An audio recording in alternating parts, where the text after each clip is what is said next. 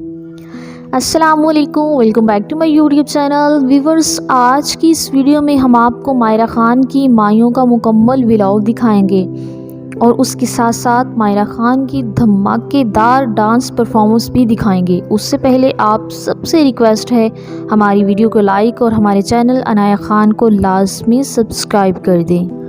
Viewers, जैसा कि आप सबको पता है कि मायरा ख़ान की ये दूसरी शादी है, लेकिन फिर भी मायरा ख़ान तमाम रस्मात को मुकम्मल तौर पर निभा रही हैं। माइयों की तकरीब भी बहुत इंटरेस्टिंग थी।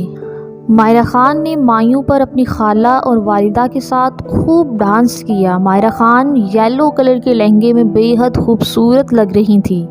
मायरा ख़ान की डांस परफॉर्मेंस इस वक्त आपकी स्क्रीन पर मौजूद है।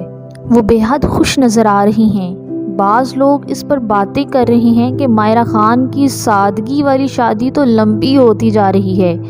कुछ का कहना है कि मायरा की शादी तो एमन और मुनीब की शादी से भी लंबी हो गई है। बहरहाल मायरा ख़ान ने शादी की तमाम तकरीबात को खूब इंजॉय किया है। उनकी दूसरी शादी को सब ने सपोर्ट भी किया है। हम मायरा ख़ान के लिए दुआ गो हैं कि वो यूं ही हंसती खिलखिलाती रहें। दुआओं में याद रखिएगा। मिलते हैं किसी और अच्छी सी वीडियो के साथ। तब तक के लिए बाय बाय।